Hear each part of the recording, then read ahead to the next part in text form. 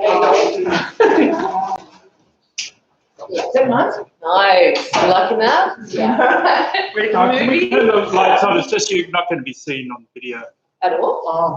Oh, we can see you're just a dark That's all right. series Yeah. character. That's okay. That's fun. So that might be It's okay.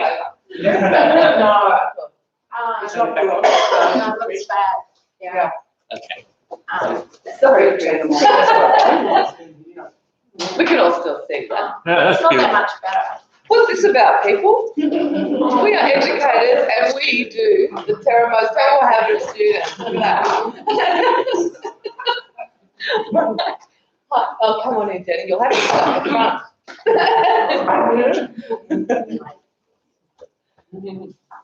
Okay, thanks everyone for coming. I really appreciate you taking out the time out of your busy schedules. I know there's a lot to do for all of us every day.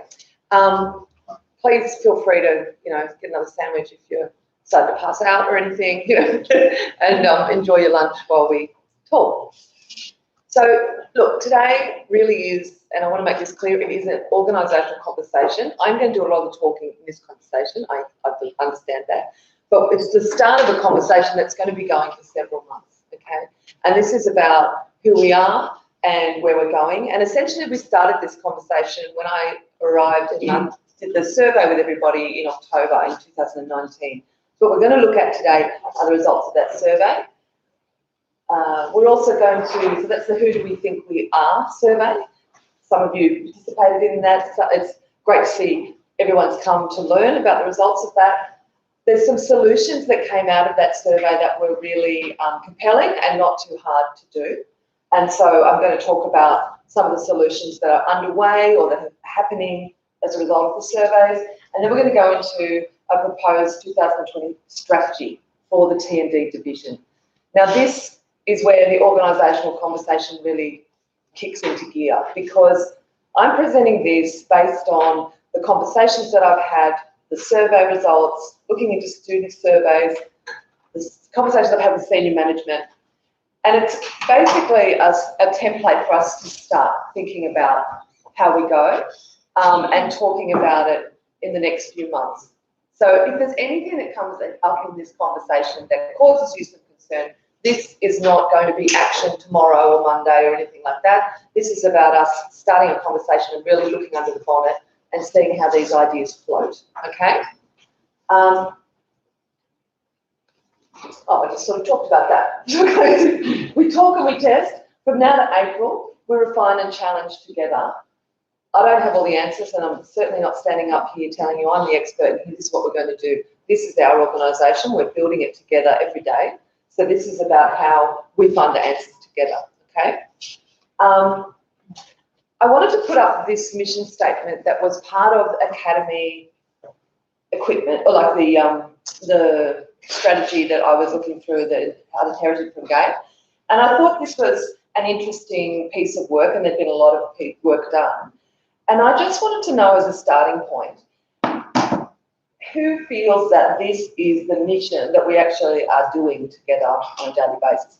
So I just wanted a show of hands of people who 75% or above agree, yeah, this is what we're all about, this is what we do.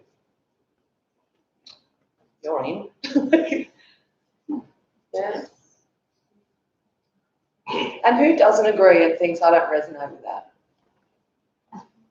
Oh, interesting, interesting. Three big players. Okay, well, we'll be talking about this. I'd love to know what you're thinking on that, yeah?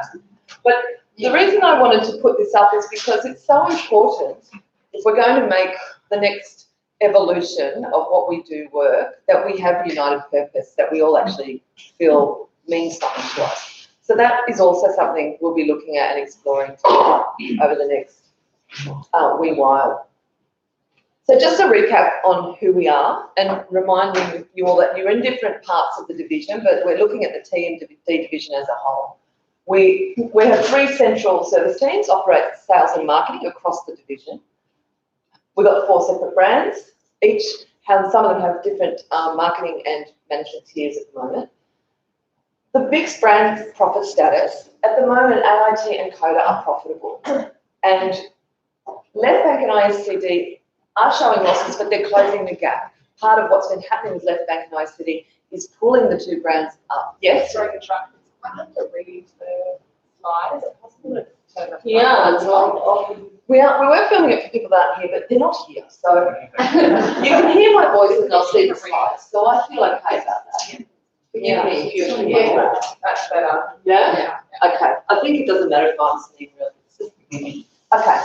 So, you know, when you look at that, we're not in a bad place. It's not like we're in a division or an organisation where we're on a roller coaster, shooting down the hill and we're about to crash into the wall. We're not there. We're in a good place. However, how can we become stronger, grow more, become more sustainable going forward? This is the point we're at as professionals who have been building this organisation for some of you for many years. Yeah. So we offer higher ed, vet, non-accredited. We've got different delivery models. We've got a range of delivery models, face-to-face, online, B2B, business customer. We've got many campuses, Sydney, Melbourne, Brisbane probably to grow in the future. We're online as well. And all of this is for approximate student number snapshot at any given time of about 800 to 1,000. So if you put a drone through all of our colleges simultaneously on the same day and try to count everybody, you'd probably hit around there, give or take peaks and troughs, okay? So when you look here too, you can see that how it looks for per brand. Some of you may not know this sort of thing, but those of you who are involved, those of you who are involved in the sales team, that's central. You're working with selling all the brands, the academic departments, all in separate groups, and so on. So we've got varying arrangements of how we operate as well. To give you another little picture of who we are, we've got a range of subject areas, programs that we deliver, delivery models, different types of accreditation required for what we do, and a range of brands. And as someone coming in as a general manager and looking at this with fresh eyes, I see this as an incredibly complex structure that with a lot of expertise required that we have to hold as professionals who are championing and steering this ship. And when I think too of the volume of students that we have, that's an incredible lot of complex processes and practices for a volume that really, I think, could be a lot higher to be handling all of this complexity. And I questioned when I was looking at this, have we, through trying to explore the environmental space and what's possible, built ourselves a pool of mud of complexity trying to do so much? So that's what I've been questioning, looking at it under the microscope. But I'd like to go into the survey findings now and explore what your observations were. So how the survey worked was there were 53 participants, and that's looking at the whole of team division across the group. There were Sydney AIT educators, 15 responded, 9 from Melbourne, so go Sydney educators. Right? But essentially, they're going to be our biggest group across TND. The educators of AIT are our largest group, so it's great to see so many have put skin in the game and said what they thought. And also, they're a really important team in part of what we do. Often they're in the classrooms and we don't see the magic that they're weaving, but they're front and centre, incredibly important to what we do every day, and for us to get that loop back of how what we're doing is working, because the hours they spend with our customers, our clients, our students is immense. So the sales and marketing staff, great to see of a small group, a lot of people participated too. We've also expanded the team since then, so they're bigger now. Operational staff 5, CODA 8, ISCD 6, which is amazing to see because ISCD is quite a small team now, so go with ISCD, little call out there, and Left Bank 3.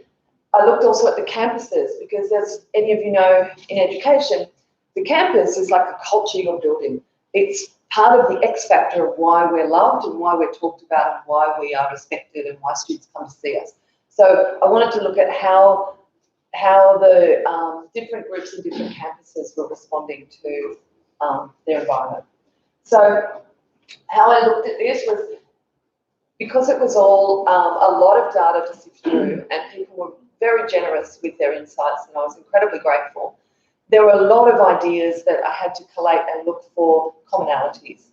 There were some amazing ideas or comments that might have stood out as one person, and I will take those on and consider those insights as well. However, for the purposes of this practice, it's to look at the trends across the organisation. what do we think as a group enough to go, oh, okay, this is coming up again and again. Let's put a light on it. So I look for any comments that came up repeatedly 5 times or more, yeah, in each question. And without further ado, yes. Sorry, Ruby, do we know how many people received the survey? I wish I could answer that, and we did try to get, I mean, it's in the email, it's in group email, and unfortunately I couldn't open the group emails to count them, which I wanted to do, but wasn't able to, but we sent it out to everybody in the company that we had group emails for, and in the future I'm going to hope to be able to get that so I can see how many are in. Okay, so, question, what do we do well? Supportive culture and team. Now, when I was looking at the surveys, what I observed was that when people were talking about the supportive culture and team, they were talking about the team they worked in. They were talking about their immediate colleagues that were perhaps in their academic staff room or in. And look, honestly, I found that heartening because that is the basis of any organisation that's going to work. We have to be, we have to feel that we enjoy and trust our colleagues and feel like we know what we're doing, you know. So that was heartening to see. I was also thrilled to see connecting students to industry and personal student attention because at times I've been in educational organisations where students don't get a mention. It's like, oops, anyone notice that? So to see that so high up in what we do well is great. It means we're focusing on the student experience front and centre. So, yeah, I'll move on now to the stuff we really need to think about, which is where are our internal challenges? And again, people were very candid and really put their thoughts on the table, which was great to see. I'll let you just read through that.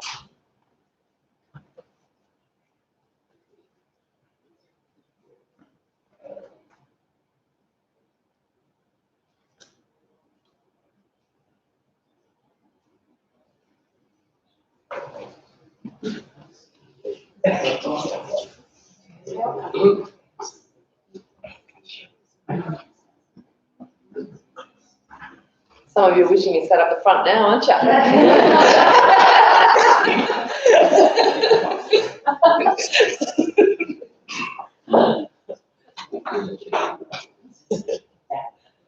So just reading that, does that resonate? Is that what's going on? Is that your experience? Just, I'm seeing some nods. Because it's important that we get that right, to go, okay, this is where we need to focus. This is what's happening on the ground. Okay. What are our external challenges? A common thing that came through, and really the internal challenges were much more activity in the comments. And sometimes rightly so, not everybody is out in the sector or knows what's happening in competitors and things like that. May not be your place to answer. But yeah, this came up quite a lot, that our competitors just have a better proposition. They've got more facilities, their equipment's better, that sort of thing. Yeah, that seemed to be the strong one coming through. What are opportunities? I was really heartened by this as well because of the high focus on employment outcomes. The innovative specialist programs in latest technology, specialised employment preparation programs.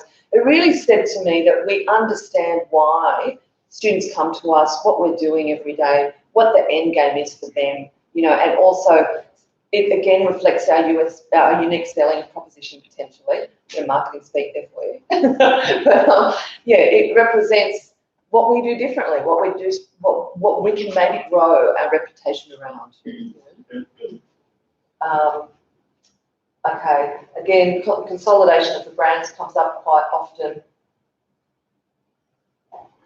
We need a little ding, don't we? Ding. Okay. So where should we focus our attention? Build the culture and teams. That's an interesting one because we saw on the what do we do best? Our teams. Again, we're talking about our teams, not our team so much. Process and systems comes up again. Consolidate. Processes and systems.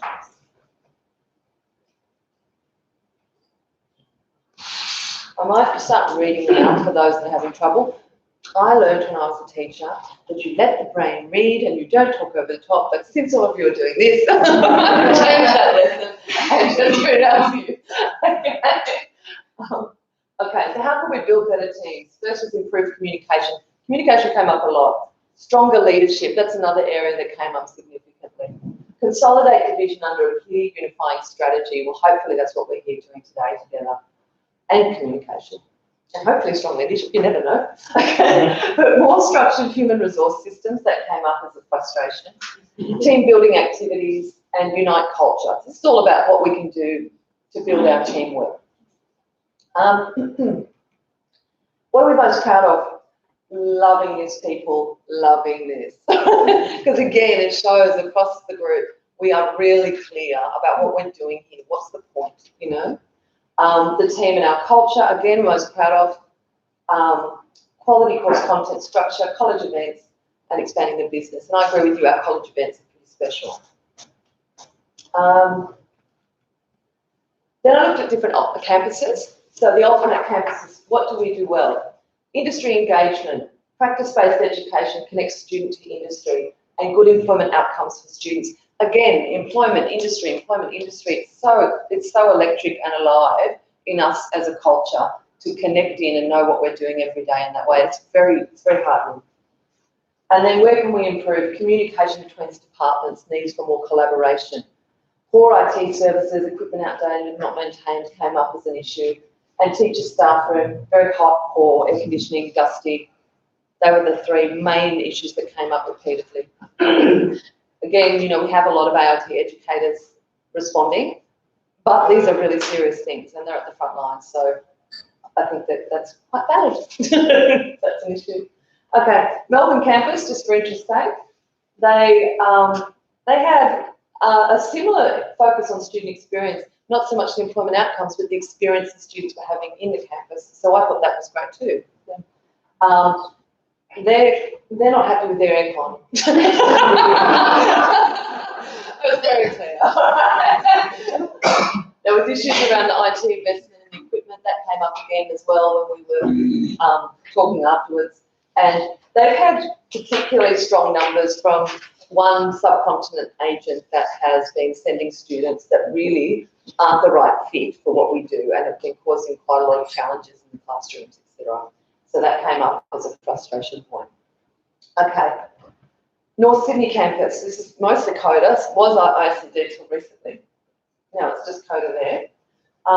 Passionate, skilled team of people, team on the ground, very collaborative, strong focus on student outcomes and student support, and great leadership was the sense that's happening over in North Sydney. They felt the improvement could happen around not knowing if the money was going to come through for the initiatives, too many disconnected systems and processes, and they felt dissatisfied with the communication between departments. So again, communication comes up as an issue across the board. Oh yeah, so that's the main range of questions I'm going to share. I'll show the last one in a minute. But just having a look at that and seeing that all gather, is it resonating? Is it sounding like you're not going, no? Okay, good, okay. So the next one is based on, there was a question I put in the survey, it was based on the work of Stephen Covey around organisational trust. And just in the way of our personal relationships, it's seen that the trust in an organisation and in the individuals working together in an organisation works the same way. And it's seen as working on the basis that character and competence are the two key ingredients to trust someone or to trust an organisation. Character, you want to know they have integrity, intent, they're not lying to you, they're being sincere, they really mean it, and they're going to follow through. And capabilities, they know what they're doing. You can have a great intent, like I could say, you know, I need to go to hospital and have brain surgery, and my mother really wants me to survive that brain surgery, but I don't want her to do the operation. So it's that where you want to go and know that it's actually someone who knows what they're doing, yeah? And then results. Are we actually, if we're capable, are we actually getting the results? How are we seeing them? So what I asked in the survey was for all of you to number, what do you think we're best at from 1 to 4? So if you think we've got great intent and our results aren't very good, but we're pretty, you know, you might put intent first and results last, yeah?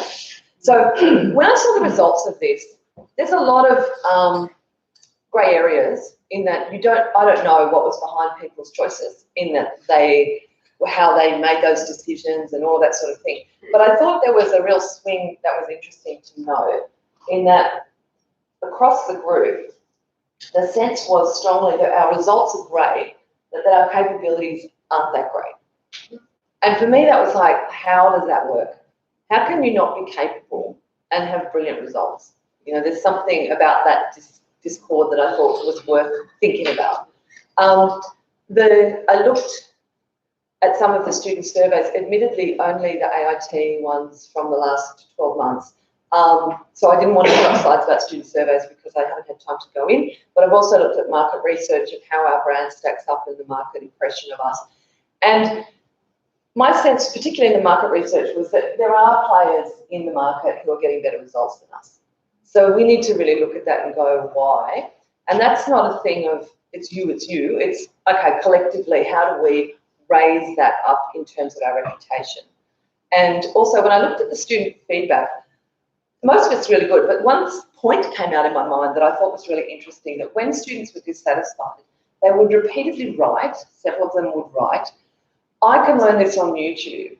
Why would I pay $60,000, over $60,000 to come here when I can do it on YouTube for free? Now, of course, we know there's a lot more than that going on, and when someone's frustrated, that's what they can get, you know, we've all done it. But I think in the age that we're in, this disruptive age for education, this is a really important thing for us to have front and centre, in that there are all sorts of different forms of education at our fingertips now. What is it that we do that is going to be different, that is going to make someone go, I'm going to put the money on the table, this is worth more? And that, I think, is an interesting to explore in terms of our results. And it actually got me contemplating what it is, the exchange that's different that you can't get on YouTube. And for me, it is that X factor of experience, that emotional engagement, that sense where we can take someone who thinks that they're here and we can actually open a door for them in their experience and their skills, that suddenly they realise that they're beyond what they thought they could do. And that's the thing that as educators, and I'm not just talking about teachers, I'm talking about everybody, from the minute they pick up the phone, to walk in and meet us at the door, to have everything that they do, is we're constantly opening their sense of self. Their sense of self goes beyond where it was when they were at home, and a computer can't do that yet. Who knows? Once our students get out there, maybe they'll work that away. But, okay, so I just thought that was an interesting piece. As far as the campuses, question, if you were the general manager, what would you do first? Here, improve the culture and communication across departments. I've highlighted communication because it came up a couple of times. Yeah? Provide leadership training for academic managers. And that was something that was repeatedly came up, and that is something that is a bit specific, but I actually think I'll reassure anyone who's in this room that is in that role, it was really positively expressed and supportively expressed. And this is a key thing too, because when you don't have functional systems and processes, what can happen is that people are not supported to improve their skills, or to be able to maybe meet the demands of their role. And so that's something that I think it's really important not to fall into, oh, well, it's that team or that team or that team. You know, it's actually systems and processes is coming up a lot. What's that about? How do we unpack that? Bring cohesion to the division, break down the silos. That also came up. So the streamlined processes came up, consolidate division came up across all three campuses. So they're the ones I'm paying attention to. So my takeaways for the survey. There's work to be done. There's unsatisfactory leadership being expressed throughout the survey. Sense that the systems are broken, that the staff feel overworked, that there's poor communication, we're working in silos too much, that there's some poor workspace places within the spaces we work. Some staff were really expressing frustration about these things. Some staff are saying that our programs are outdated and needed to be reviewed. And outdated IT came up regularly, that the tools in the classroom are not where they need to be. The things that came across as really strong was that we value each other. We really are prepared to say our teams are great, the people we work with are great. We have put a lot of energy and successfully pulled off a lot of industry connections and employment outcomes. the personalised student care comes across as something really special that we do. And we have some new students still coming. That is good. We don't want to break that, right? In fact, we want to grow that. So, you know, when I looked at this is quite somber and it's quite serious. This stuff we need to address. Now we know, as I said earlier, our businesses are not at a point where we need to open seek. I was going to say open the newspaper. Open seek. But if we don't address these things, we will undo ourselves, and we won't get the growth that is possible for us. We won't get the impact on our society that we come here to try and create if we don't address some of this stuff. We'll run around biting our tail, yeah? And so that's where I've been putting my energy to think of how, myself and a lot of other senior management team, how can we lift ourselves out of this place that can feel like we're running in circles a lot, yeah? So now I'm just going to stop us sitting and listening for a minute and just talk about organisations and order and chaos, you know, and I want to make clear that chaos isn't bad and order isn't good, okay? And in some people's world, order isn't bad and chaos isn't good, okay? Sometimes we need chaos, sometimes we need order. Sometimes a certain task requires order and another one requires a degree of more of the unexpected, the spontaneous, okay? What I want you to do, you've all got a piece of paper in front of you, a post-it note, pen. I want you to draw on your piece of paper one line where you feel you work optimally. Like maybe you're a really ordered person and you just like to hang out over here, right? Or maybe you find you at your peak when the unexpected is around you, you really come to the fore, you know? So maybe you're over here. I want you to just put a line where you see yourself personally and then a line where you see your workplace. So do you see your workplace as functioning at this level or this level? And again, no good and bad, you know? If I am putting on a music festival, I do not want to be here. That would be incredibly boring, yeah? but if I am organising the military police parade, I may want to be here, because that would just be, well, we'd probably get a viral video out of it, but that's about it. So I want you to think about A, where your comfort zone or sweet spot is, and then another line where your workplace, you feel your workplace operates. Don't copy each other's lines. Go. It's a bit hard in some ways because I've got 2 modes in my outside life. Yeah, okay. You must be a mother. One mode is like the order. Yeah. Yeah. Yeah, that's a good question.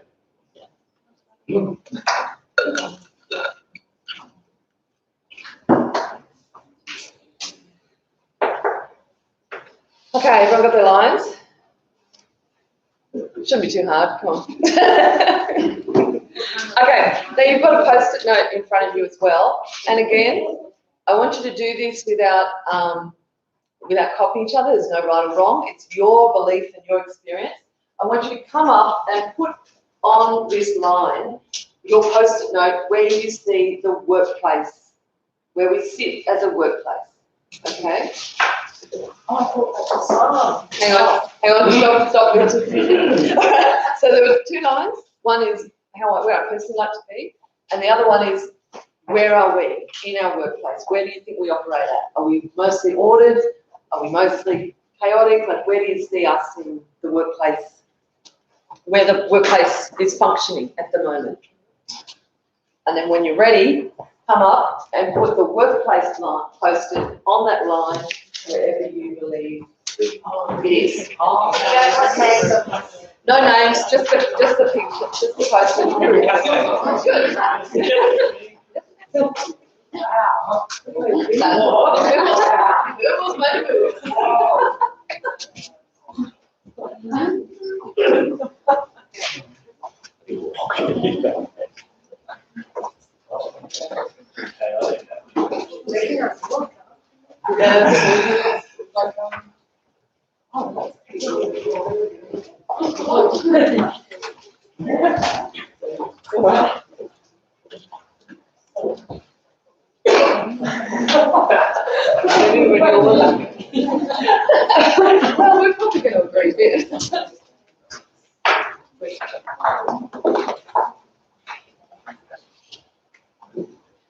Has anyone got their mobile phone here? Would someone? Hey, Emma. Emma, do you have your mobile phone? Do you mind taking a photo of that? Sure. I forgot. All right.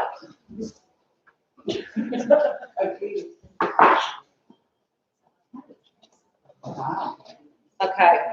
So, according to Margaret Weebly, who studied organisational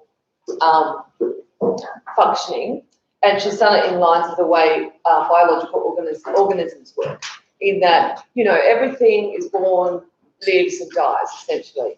But there are points in that cycle where rejuvenation can occur, and that is seen as to be in this kind of creativity sweet spot here. So it's not right to be in the middle. A lot of the, you know, we probably assume a perfect balance of order and chaos is not, you know, is where you want to be. But actually, according to this, it's that slight towards chaos where you want to be for creativity, optimal creativity. And, you know, you think about that, if you're in a really ordered space, like say you've got to go into the tax office, yeah? And you go there and people are a little bit like this and they're brown and their workplace, you know, so it's not really a vibey, creative scene, although I'm sure they're doing really special things, right? But yeah, it's about looking at who we are as an educational organisation. We need that creative energy. That's what education, that's how education opens and learning happens. It's got to be expanding the synapses into places they've never been before.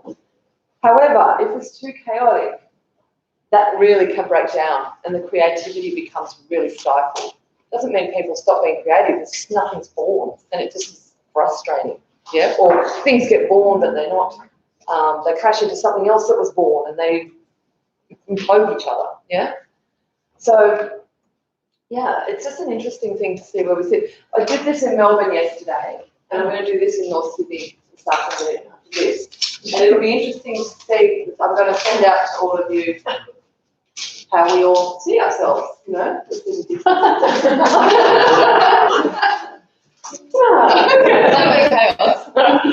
All right. So what I am seeing in the survey results is that there are oppositional structures that, like when we were talking about the order and chaos, when things are too chaotic, different initiatives can crash into each other, or an idea comes up but there's not enough structure underneath it to really make it work. That sort of discipline is lacking in some of our activities. What can happen when you've got oppositional structures is you can get silos, fractured teams. People start to blame each other when actually it's a structural issue, it's a systems issue. But it's human nature, we then fall into blah blahs, the problem, you know? Bloody blah blah. Myopia can happen where we only see what our little bit, and that's all we're looking at. Communication breakdowns occur. People assume things about each other. They're doing this deliberately to sabotage my thing, you know, or whatever. Bias can occur, mistrust starts to happen, and opportunities are missed, yeah? Where these organisations, well, I'll talk about, we've got different brands. When I look at the TMD division as a whole, when I see what it's done today, I think it's an amazing organisation, and the brands and the people working in the brands have done tremendous things. Everything evolves all the time, and I just feel like at the moment we are at a place where we are ready for a greater evolution. And to do that, we will start to disintegrate, you know, in little ways. To do that, we need to imagine it together, and we need to create that focused energy together to take it to the next level. That's my sense. It's natural that things start in these little whirlwinds of activity and creativity, but then after a while it gets to a point where it needs to go into the next stage, you know. So it's not a case of going where we've come from is a problem. We are here because of all this wonderful work that's happened here. But I think if we don't take a turn and work on our practices of the way we work together and our systems, we won't have a good ending at the end of this road. It won't be as positive. So to that I say there are reasons. There are reasons why we have those frustrations that have come out in the survey. But from this point in, there's no more excuses. We need as a team to find solutions and ways to resolve these things holistically and skillfully. And that the way we're going to get there is a united, accountable team. And that's not to say we're not that already, but it's like raising the bar on it as well. Okay. So the now solutions that we've come out of the woodwork, I've been working with different team members on around some of the stuff that came out in the surveys. All right, first one I want to talk about is a really important one. It's about the Post-Secondary Education Award. That is the award that every education organisation is under, bar high schools, you know. So if you are teaching ELICOS, if you're teaching vocational, if you're teaching higher ed, that is our industry award. A lot of universities or some colleges, they'll have their own enterprise agreement, which is where the staff get together and make another agreement, but that has to be the same or better than that award. That's the industrial law. This award is the base rights for our industry and what we do in practices. Now, this is something that, for whatever reason, historically, has not been front and centre in our daily practices, and now it is. And that's what I want to share with you and take really seriously, is to communicate to you how seriously as an organisation. I've only come in September, but from the minute I've come here, it's been a hot topic of conversation in Smale Street office, in the interactions between the CEO and the CFO and Emma and People and Culture and all the managers. We are pedaling like crazy to make sure that everybody understands this, is trained in it, that we're getting it right. We're talking to lawyers and consultants to get external views on it from a perspective outside of just our decision making and interpretation. And we're also working closely with the union representatives to make sure we've got this right. So that's where we are today. I know some of the things that have happened would have caused a lot of sense of bitterness or maybe mistrust. And I'm telling you this to assure you that we're working really hard to get it right. Yeah. And please keep the conversation going. If you're seeing something that you don't think is right, we want to get it right. We're on the same page, so come and talk to us and we'll have a look at it. Okay. But it's very important. This one is another one that's happened recently, is that some of those issues all of those issues mostly have come through the subcontinent students that you have. Some of your classrooms are seeing their students either don't want to be here and go away really quickly, or they're just not at the level where they can even understand what's going on, or they get here and go, I don't want this kind of course, I want an IT systems course, you know. We have cancelled the agreement with that South Indian agent. When I arrived, the CEO said to me two things. He said, focus on steadying the ship and student diversity. We're out of balance. I said, okay. So with Mel coming on as the sales manager, she has, head of sales, she has cancelled that. She's also, we're not ruling out that, that sector at all, but she's made relationships with new agents, a range of different agents, quality agents that send quality higher ed students, we hope.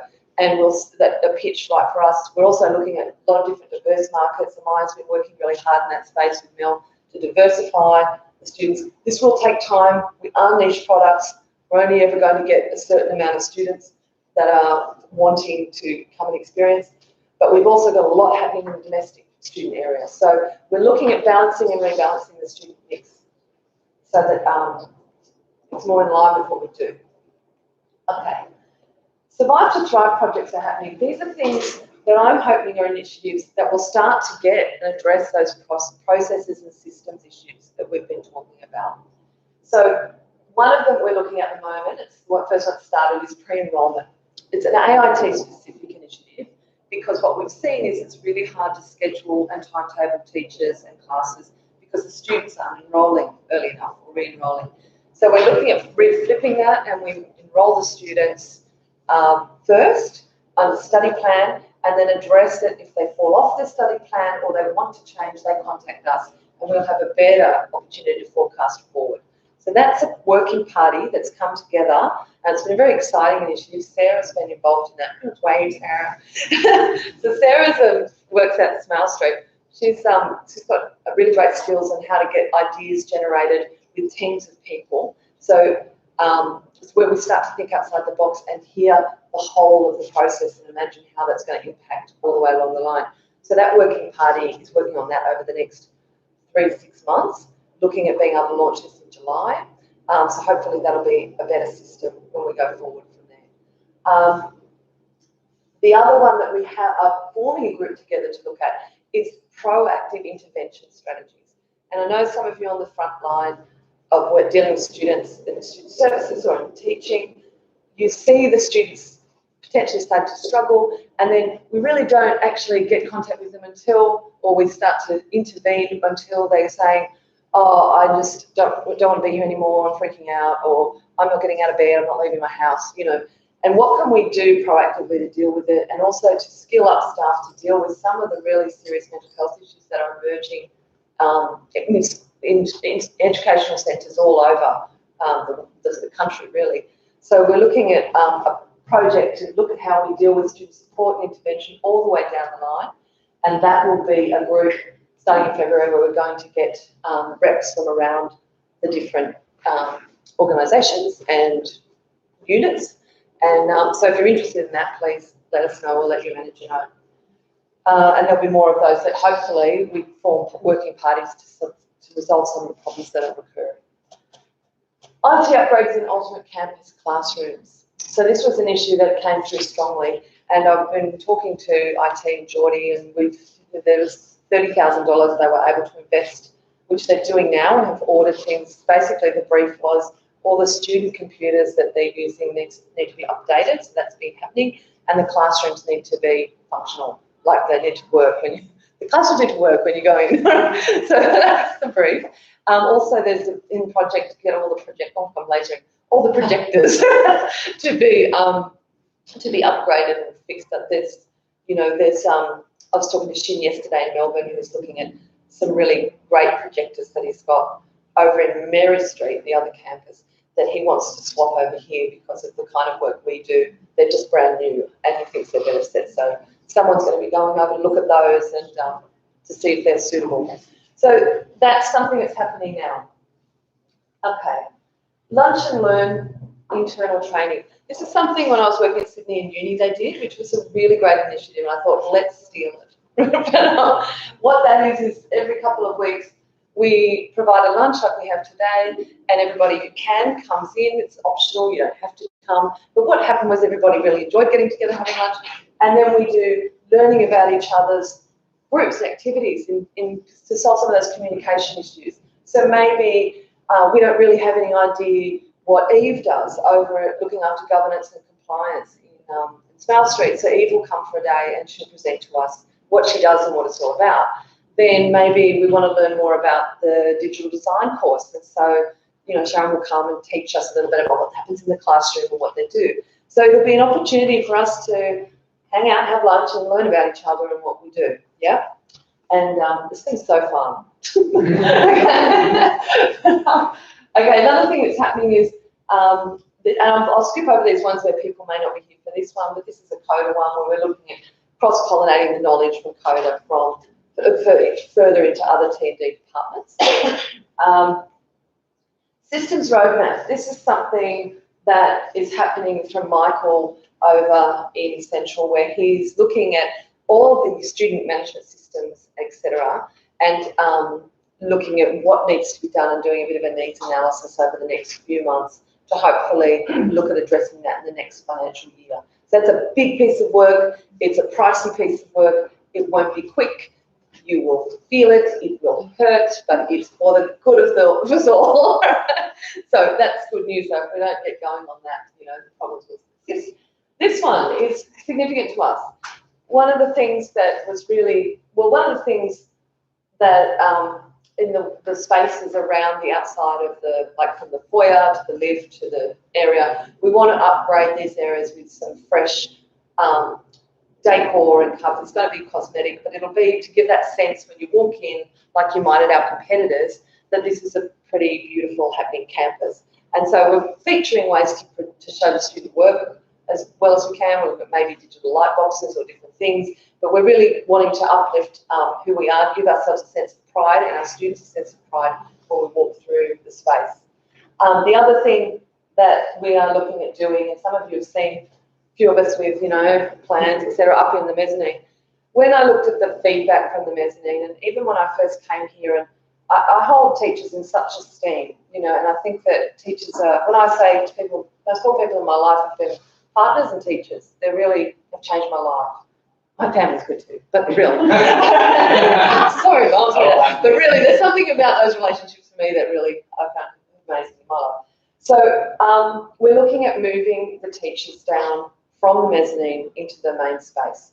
Now this will probably have different responses from people. We're really looking at improving the workspace for the teachers, not just dismantling your comfort, but we'll talk more about that, because even when the bushfires were coming in and that open vent, it really is a work health safety issue more than anything. It's not, it's something that the organisation with the bushfire smoke, etc., felt this needs to be done to look after their staff as best we can. When we looked at it, to do something in mezzanine to make it closed off and functional would be a very high cost solution, because you'd have to get a whole lot of council planning. They would want to change the building, and it was just something we thought we would be better served to move down into a different room. And but what we will still do is use the mezzanine for storage of things that the teachers need.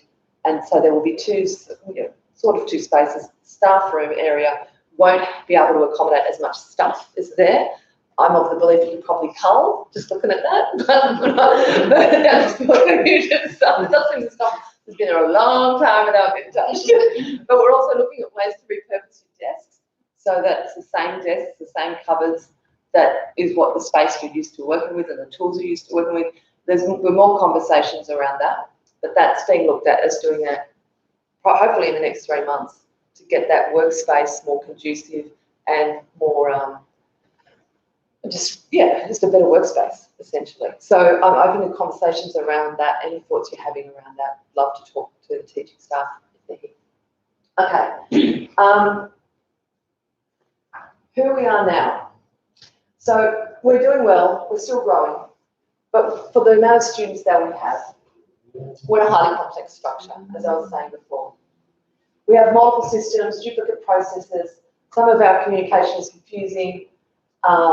We can sometimes isolate strategic solutions to just division-wide problems. Maybe over in North Sydney, they've solved this amazing problem for student enrolment, but we don't know. And then over here, our team's busily trying to invent it, so there's not enough knowledge and cross-pollination of what we're doing. There are room for student experience improvement. We do see in the feedback forms and some of the things that are happening that we are making mistakes in how we deal with students, and we're having to redo things and apologise too frequently. There's something wrong in our systems and students are feeling it, and we need to stop that. And the compliance management at the moment is inadequate. This is something serious that we all need to address as an organisation. We have to be compliant at all times. It's our responsibility delivering accredited programs, and we just don't have the luxury of focusing on, new initiatives or teaching or design of courses without considering governance at every step we take. And those structures here aren't strong enough yet, but they will be. So when I look at these, I think, are we sustainable? Are we ready for more growth? Are we adaptable and agile? And are we minimising our risks sufficiently? I think we can improve on all these areas. And we can be that. Complex systems are unpredictable. In today's education sector, we have so many complex structures happening. We're really in a time of disruption, and we have to respond to that and make sure we're robust to deal with it. Our environment is complex and uncertain, and complex systems can't be handled effectively by traditional models. Now, this is key because we have to be really good at what we do to reinvent and imagine and innovate solutions to problems that are risk adverse and that are competitive. It's really going to take expertise for us to come up with that. And it doesn't work to try and predict complex environments. The only thing that we have to be adaptable and resilient really is the way we work together, how we are as a team. This is just an interesting piece of information I thought I'd throw out there to get us outside of our normal thinking zone. I'll be quick on this because time is short. But, this was a study done by Holland IQ, who look at education all over the world, what's happening, where they think things will be in 2030. They think the education as usual will still exist in terms of your Sydney unis, your University of Wales, your crested unis, the conservative traditions, they'll still be there. They'll still be the strongest employment resolutions, and they'll still get government funding. But they do see regional rising. So, for example, across the globe, Oxford will start working with Yale, and they'll have close regional relationships and find education solutions together and that sort of thing. Global giants will be big players. Navitas, Study Group, Kaplan, they're able to create enormous efficiency and then reduce their prices, so they're able to compete with the big universities, etc. And then we have peer-to-peer. These are those students that say, I could learn this online for free. There's a lot happening in the low end of education where you go online and you can learn X, Y, and Z. And it just cancels out a lot of potential for who could come to us. Yeah. And then this one's interesting too, the robo-revolution, where they're actually looking at analytics and blockchain solutions around education, where it can be automated, that you can be doing a program online and the analytics can read how well you're going and adapt your next assessment to suit where you're up to, so that they scaffold your learning without us being needed. But yeah, so these are the things that are coming down the line that we've got to think about in a way we offer something to the world, we still have relevance.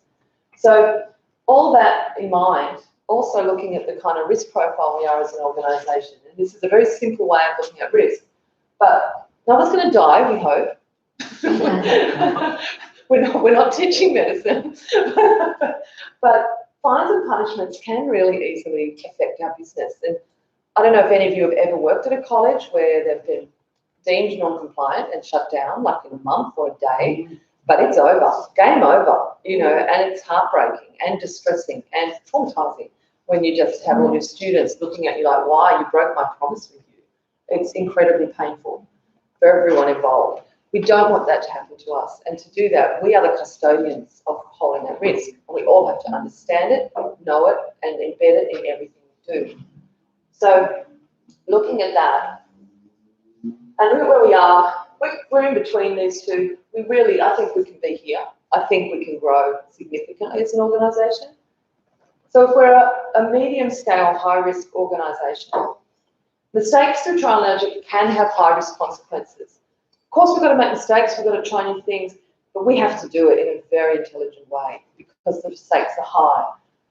It's not an option to have a system that limits innovation. As a trade for safety and security, we have to be innovative. We're at the front edge of education. We teach technology advancement.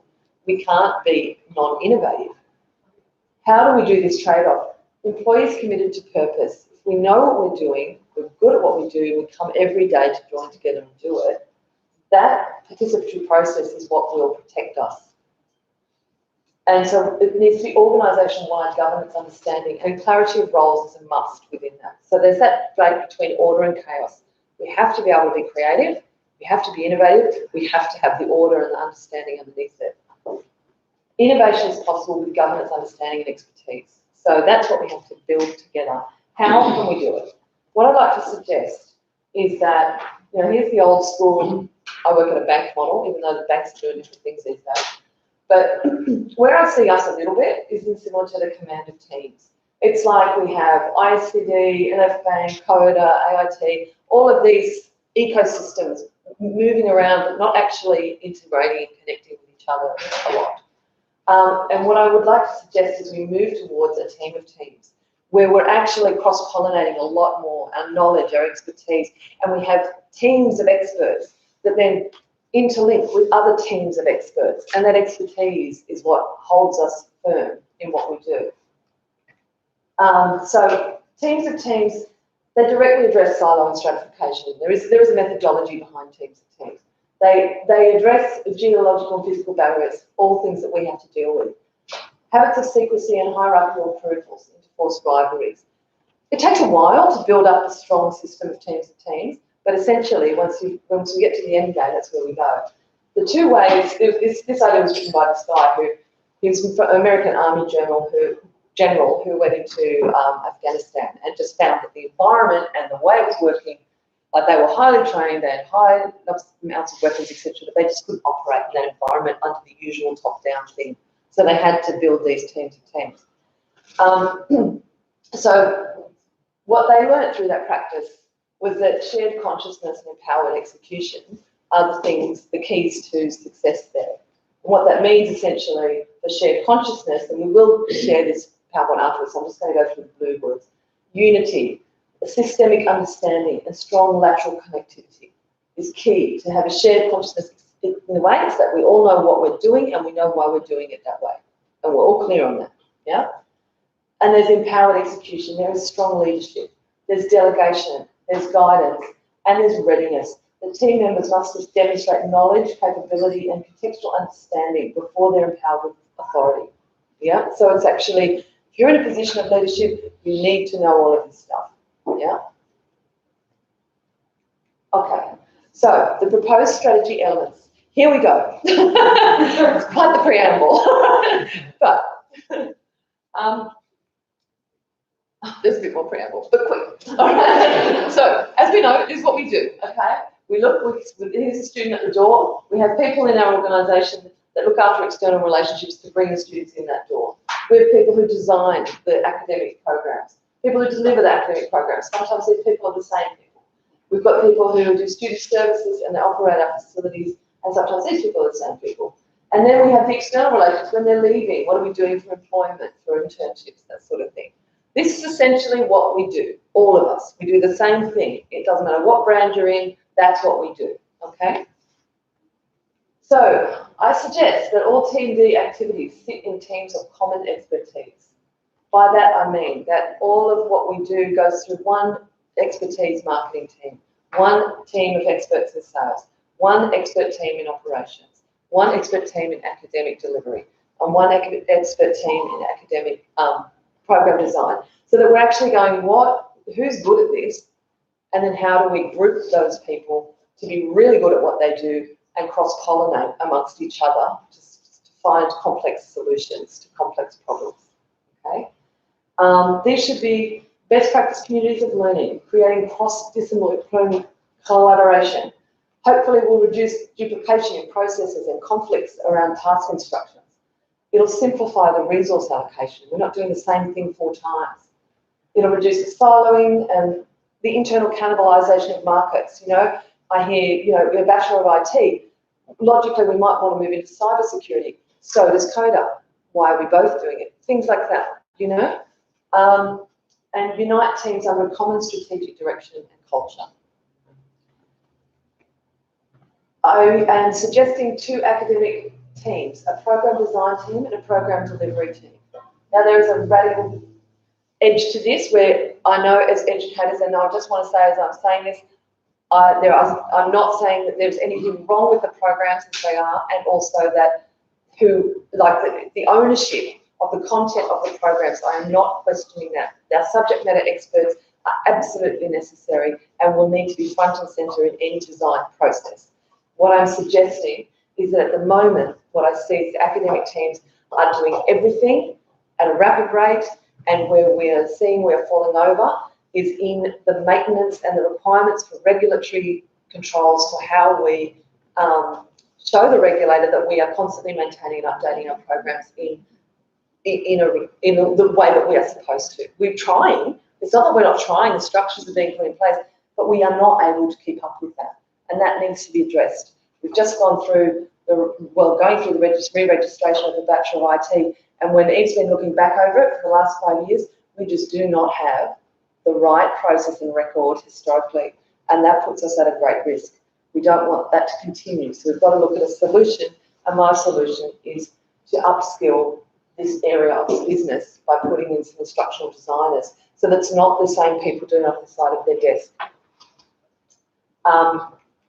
What that would look like, and of course we're going to talk a lot more about this and understand it better. The academic program design team would look at instructional design. They'll be trained instructional designers.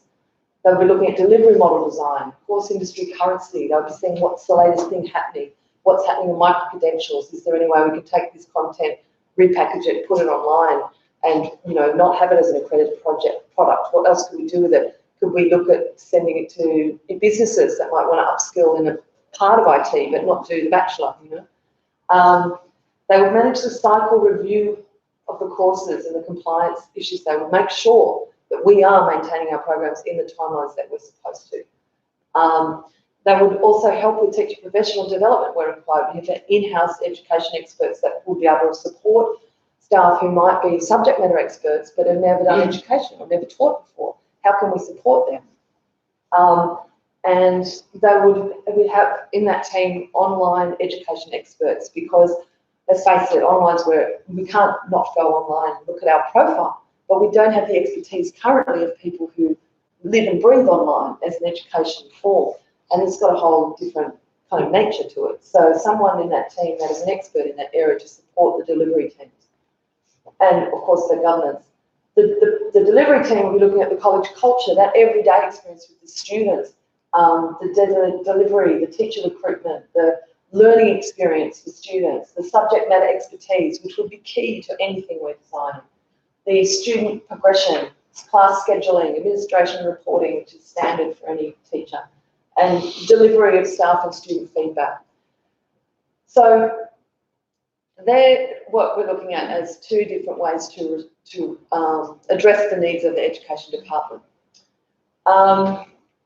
Okay, another new division that I'm proposing is Research Development and Partnership Division. Now this is a very unformed blank canvas at this stage. So just think conceptually. If you have any roles within this, do not think, what is she doing with me? I don't know, but I certainly want you in here, all right? Because, and I want to hear what you think we should be doing, okay? Because this is really a cutting-edge initiative that not other colleges do or do well. This is, again, taking something that perhaps is happening off the side of a desk or without a lot of resourcing, that we could really set ourselves up in this space with a strong reputation. We're already there organically. What if we put some weight behind it, yeah? So it's looking at, you know, the part of this division would source new business to business and business to customer sales channels, so a bit of corporate speak for you. But what I mean by that is, what can we repackage of what we do and do it in a business context or do it in another context? But also, they would research and recommend products, delivery models, growth markers, and innovative education solutions to make sure we stay here at the forefront of global education innovation. If you recall those forecasted areas of what's happening in education before, this team would have the binoculars on. They'd be looking at what's happening globally and how we could get involved in that and raise our reputation for being responsive and adaptive to this changing environment. They would also leverage educate industry partnerships and profile to create student and graduate employment, internship, mentorship opportunities. There's conversations around in education, can we do an honours year or a postgraduate year that is about mentoring with people in industry and building those business skills. In the bachelor, we build their design skills or their IT skills. Then how do we get them to that point where they can be a functioning freelancer? That jump is really dramatic. And also, what if one day, and this is imagining big, there's no plans for this, but what if we could bring in an agency where we actually also rotating freelancers in an agency that then our students can be plugged into? That would be a very compelling story to market, to choose us, yeah? So these are things that this group would be building for tomorrow for our brands. So when you look at these three teams, they would have to work so closely together. It would be so symbiotic, the relationship. This team would be looking at industry feedback, education sector feedback, what's happening, what could we do? Feed into the program design team, see what they say. Over here as well, it won't just be round and round. We might have a teacher that really knows something exciting that's happening somewhere, and they'll feed it down here or over here. And then we need to know how do these ideas land in the classroom? Are the students ready? Are they responsive? Do they work? And have that keep looping around. So for me, I think it's a very exciting direction to go in as educators. I think it will raise the level of what we're able to do for our students and give us a compelling story that sets us apart from our competitors. That's my thoughts on that one. So this is again reminding you of our current state. A lot of complexity, yeah? What I am suggesting is we go from one made brand to 3 faculties, yeah? Now this is thinking now and also thinking forward into the future. And again, this is about putting this through our conversation channels to think what we think about this. I know that this idea has been worked on for a long time by this company under the Academy brand. I am suggesting we put that that name to the side. And the reason for that is because as I'm learning about it and people are talking about it, they are saying to me, academy. Right? If we're saying that to each other, what are they going to say? What's someone called? Simple thing like that. But I think what we've got an opportunity is to go, what is that brand? And can it represent something about education for tomorrow? Can that be our identity in our name, in what we do every day? The three, don't give me surprises. Oh no, it's only going one way. Whoa. Okay, I have to edit that one. Okay, so yeah, the fact is that I'm thinking of Faculty of IT and Coding with Coder Academy nested into that. Again, this is a conversation. I don't know whether Coder Academy is going to be one brand or not. We don't know. We've got to have those conversations with the Coder team because they have a compelling brand identity out there. They're seen as top of their game in lots of spaces. Do we want to just, change that? If we did, how would we do that? There's big questions to be asked there. But there's no reason why the expertise can't sit together and create amazing things. The Faculty of Media and Design, it's everything we do already, our media and design products, but also bringing in interior design under the Higher Ed banner. For those of you that are close to ICD, there's been work to get ICD programs into the VET format, but the VET format does not allow for the kind of expression and design that is required in those programs. So we want to explore what the market's asking for. We get a lot of leads for interior design, so there is desire to study it, but how can we do that? And ICD in the design world has a really strong reputation in the industry for a long time. Now, Ronan was telling me yesterday, he'll get a call from Dulux or something, and they all know ICD, really well-known brands. So how do we transition that brand where the new brand is just as strong and everybody knows that's the story of ICD? There's lots to be talked about. And then business and marketing, left bank the digital design, digital marketing, seeing how that could fit in there. But also when I was talking about those things about, bachelors in creative industry businesses, or if we're doing an honours year, or if we're, and how can we skill up our students in the business areas? But also, and this is something key that I would like you to consider, is that the IT and the business areas, for a lot of organisations who are delivering higher education, they are the bread and butter streams. This is where a lot of volume of students want to go. We are a niche, we work in niche creative programs. We don't want that to go away. They need a lot of money though to support the kind of resourcing that needs to stay current. We need a lot of equipment. How do we resource that if we can't grow the numbers exponentially because it's a niche thing that we do? When you look at our competitors, they don't have a lot more students either, like SAE's at about 1,000, and they've been in the game for 25 years. A lot of it's going to be localised domestic. So when I look at Redhill, Greenwich, TND division, we have Greenwich as this amazing organisation that does vocational programs, but those students then have nowhere to go. And then there's a lot of other students that are looking at business and IT in other areas. If we can run some baseline IT and business programs as well, that will raise our volume, which will raise our capacity to be bigger across the niche products. We don't want to lose our niche positioning, and even if we're doing business and IT, it will be with that slant of education for tomorrow, cutting edge. But how can we bring all that together and offer some programs that are actually going to have volume that will carry the other bits that we do? And so that's why I'm thinking these three groupings. But again, this is all stunning. So what it would look like essentially is the program structure. Everything that we have now would be in there, but there are other ways we could expand. There's other things we could do. Coder, for example, could do boot camps also in areas of marketing and business and expand how they do the boot camps. So there's scope there to grow and expand in what we already do, but also in other areas of what we do. I'll let that roll around. These are big things.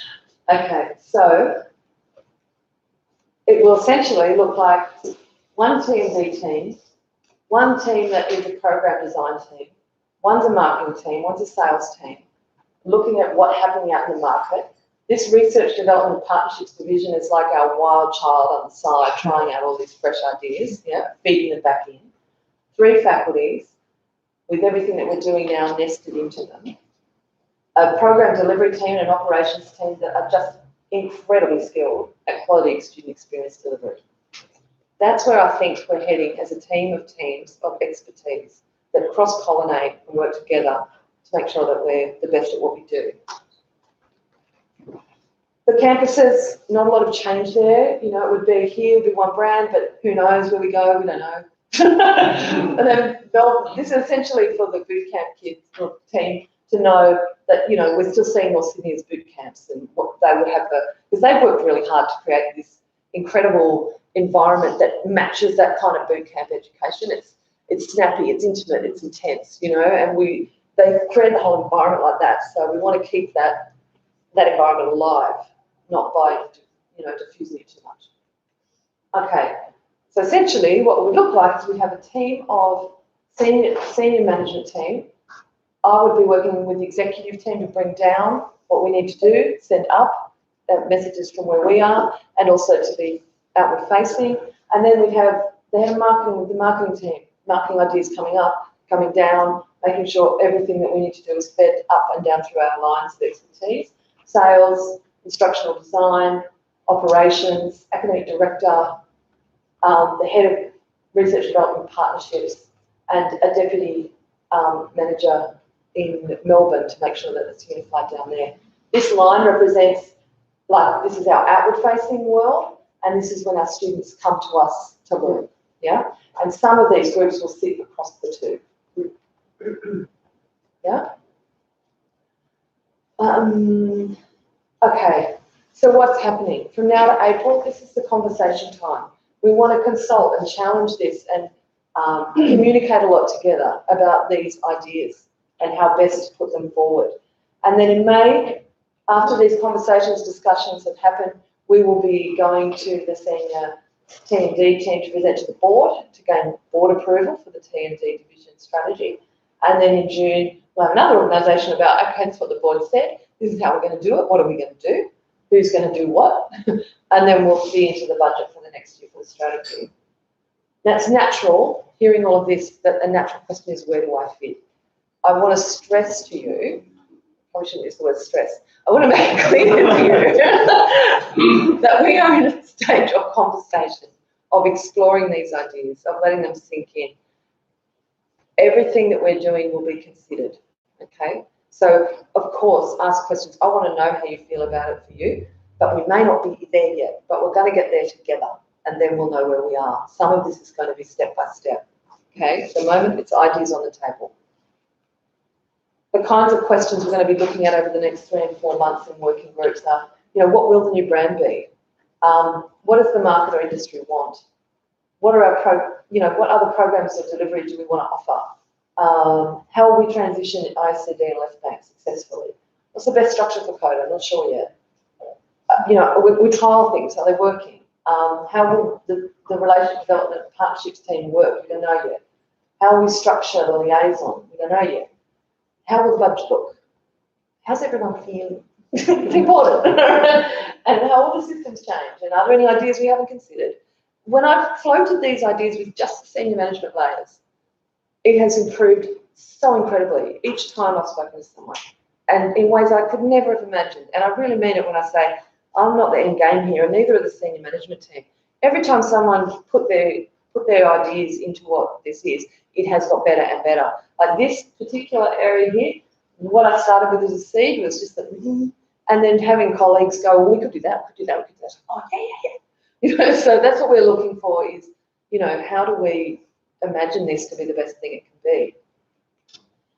So it's from now to April, the organisation conversation, then the board approval. Then we'll be submitting new programs to TEXA. Higher ed programs, from the moment you have a concept to when your students come through the door, can often take 2 years. So we have to move now at quite a rapid rate to be able to get something across the line for 2021, really. So we've got to go in April 2021 to market with anything that they're going to enrol in 2022 as domestic students. So we really want to know where we are pretty quickly, you know. So yeah, There's lots of dates there, but we're going to move. All right, so get ready, strap on your safety helmet. All right. Okay. Where I'd like to see we end up is with a sense of purpose together, that we all feel like we're doing something that's meaningful. You know, it's a buy-in. We're creatively alive in the place we end up. That we get a reputation for excellence beyond where we are today, and that we're ready for all these changes that are coming in the education sector to make sure that we're frontline responsive. Change can have a strange effect on your mind and on your heart, and sometimes it can be, even if it's not even related to you or nothing's known, it's just the unknown that feels really uncomfortable.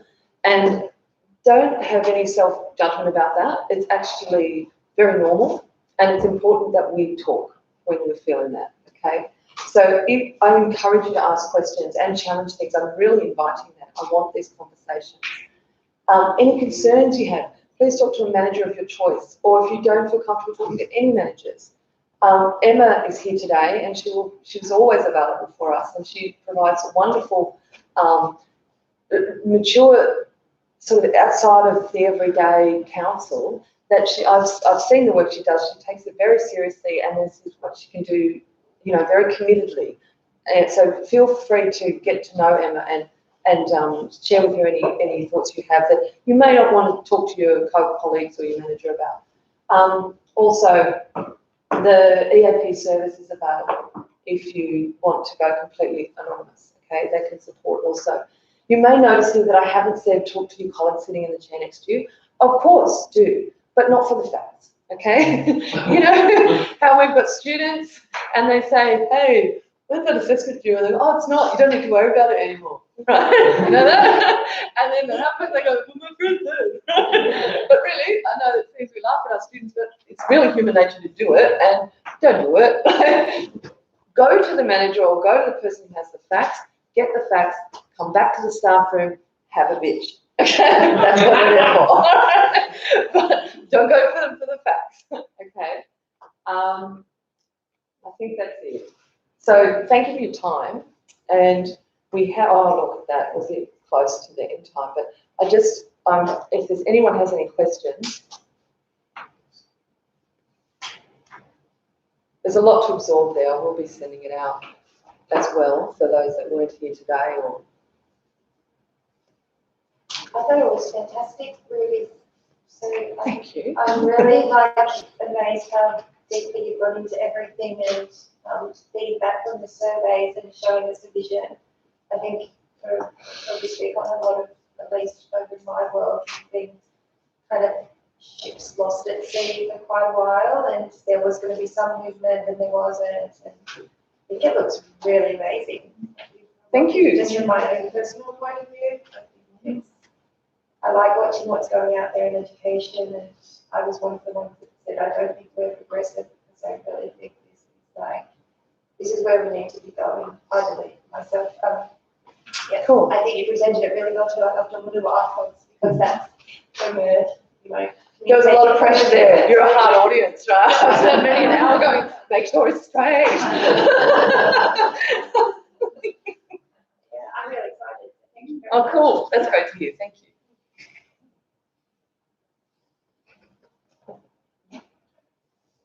Can I ask a question, please? Yes, please. So with the new changes coming in, say like June, July this year, what does this mean for our current round of performance review? We usually have a round of performance review in January every year, so what does this mean? Yes. Thank you, Jeffrey. Good question. Okay, because that's another issue we are dealing with, and Emma has created this. She's been progressing the kinds of performance reviews we do as an organisation to make them more user-friendly, more robust, more just more effective. And we've been looking as a senior management team at her work, and it's really great. So that is actually going to be rolled out mid-year in its formal process because it's going to match with the financial year. So that's something we have to, as an organisation, just put forward into there. Having said that, where our performance appraisals are now, or performance review process, the senior management team will be talking to you very shortly, because next week I'm sending out the email saying, okay, let's go with this. to look at the KPIs and what was set up over 2019, to review that and to keep moving with those original KPIs in a sort of a simplified form as we prepare for the new KPIs that are based around the new strategy that will be launched in June, July. So you may have other questions around that. I don't want to talk too much in this forum about that, but your managers can explain more of that to you, and you'll hear more about that in the next, couple of weeks. Thanks.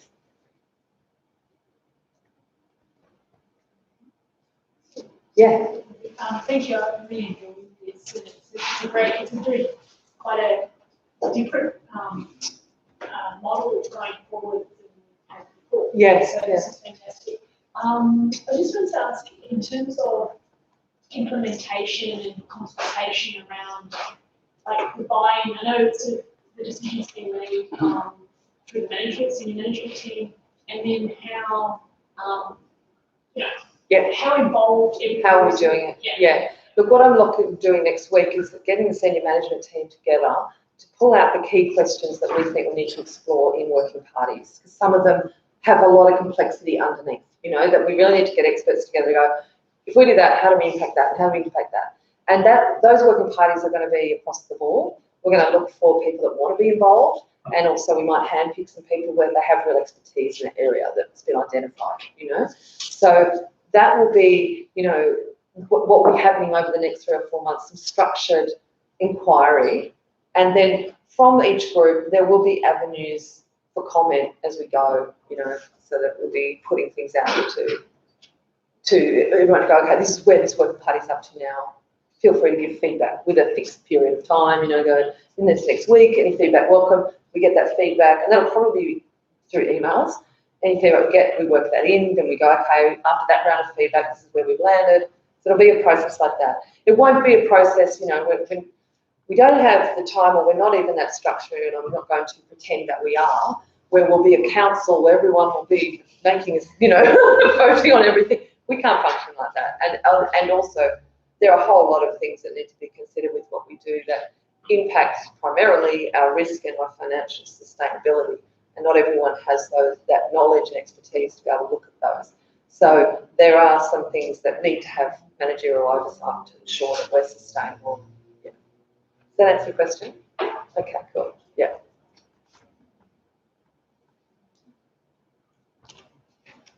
All right, look, I might leave it for questions there, but please, you all know my email, redhilleducation.com.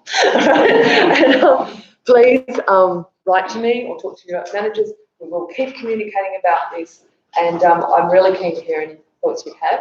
But before we finish there, I do want to say that head of instructional design role, we are going ahead and recruiting for that. Even though we've got a strategy here that we are looking at, we don't know where we're going to be, we do have to do reaccreditation for all our programs, and we do need to look at updating and refreshing all our programs.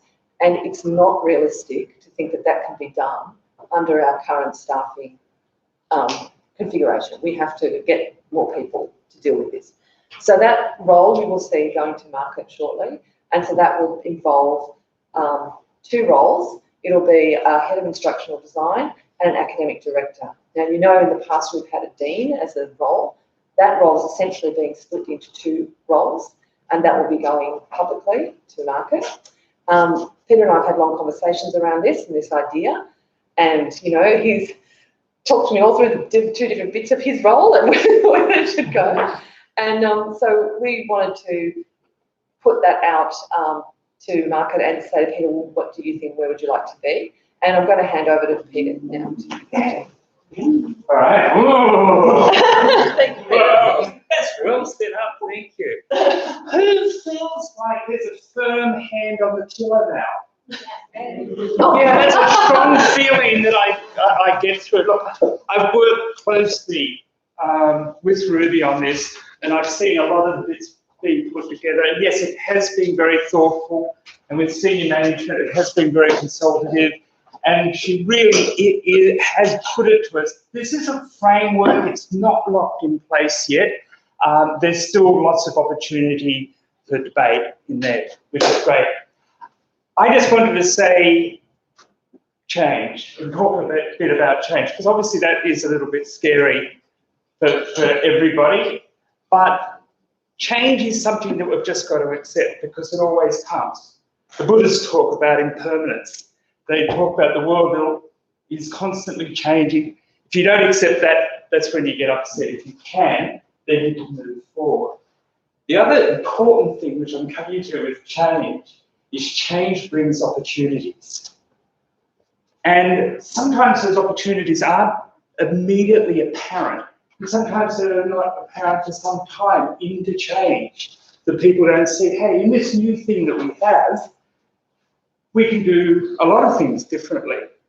Just one thing from history which I always like is a story about factories in the UK when they went from coal-generated steam engines to electricity. They thought, hey, this is a really better way to do things with this electrical engine, and they just took out the steam engine, put in the electrical engine. The beauty, this is cheaper. None of them thought of the fact that now you have an electrical engine, you don't have to get coal to it. So you can actually put it all in different places around the factory. So it took 20 or 30 years before manufacturing really took the advantage of it. They actually saw there was change, there was different, and there was opportunities that they could take there. So I have an opportunity. Now I know why I've been so busy in the past few years.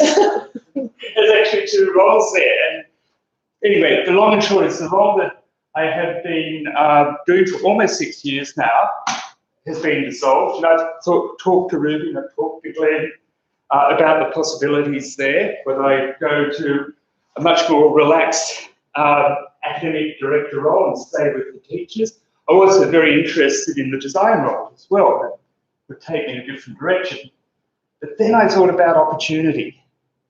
And I thought, this is a great opportunity. This is the right time for me to step down, step back and move on. Why? Okay. Why?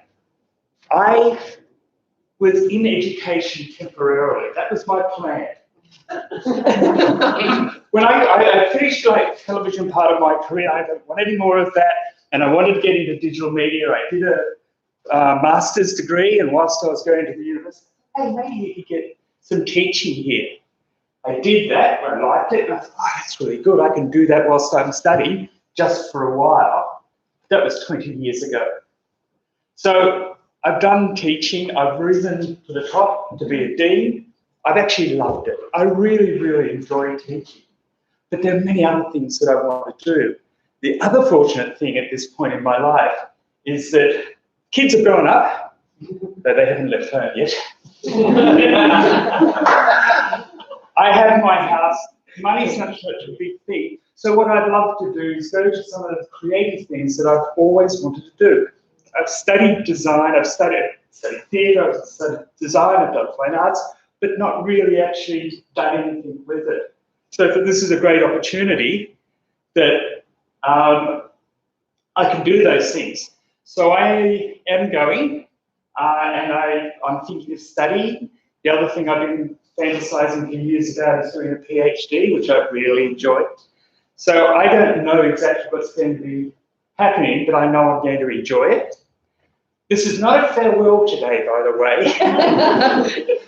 Why? Because when I spoke to Ruby and Glenn, I said, look, I'll wait here till you get these new people on board and you're happy, and I'll go then, because I've got, at the moment, nothing to go to. And the other thing, one of the things I'd love to do is to come back and work. That design pump sounds really interesting. I'd love to work in there, but not as the manager. I just thought, wouldn't it be wonderful to be able to work there and go, oh, that sounds terrible. Eve asked you to do what? Okay, I have my yoga class now. I'll see you next week. All right, so it'll be a while before I actually depart, but I will go. I'm not going to step into either of those two roles. Nothing to do with the opportunity. I think really excited about the opportunities. Not only, just one thing I've got with Ruby is that everything here is underpinned by a lot of experience. She's done this before, and also a lot of theory. I know the theory because I was honoured to get the, let's say, dress The rehearsal, unedited version. where we got the theory. And the theory was interesting and exciting, except when it ended, and Ruby said, "How do you think I should change this before I get it out?" I said, "Kill the theory." Or your audience is just not going to be there. So, but it is there. And I thought the one thing I really do want to assure you is that this is well thought out and based on good management principles. So please have confidence in Ruby.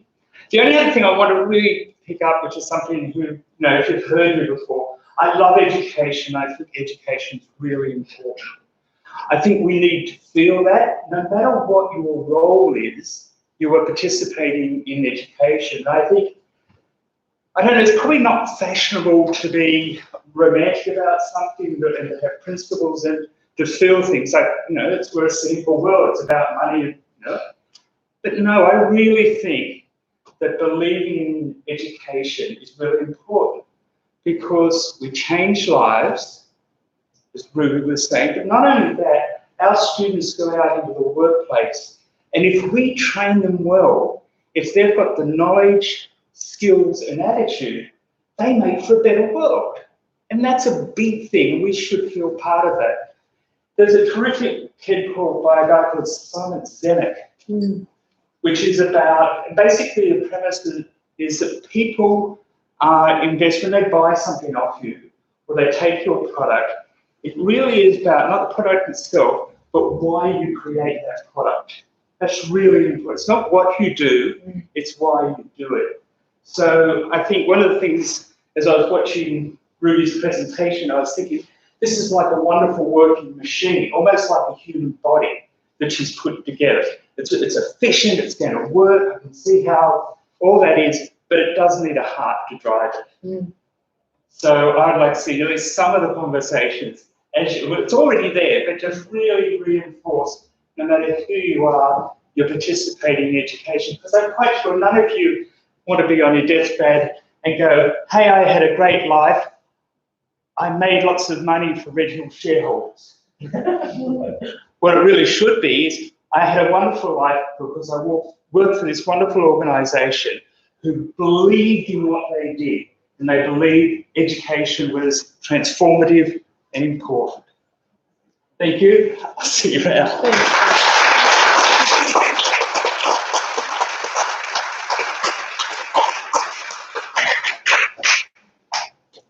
Well, that's the end of this conversation. And hopefully the start of many others. You're free to move. Okay.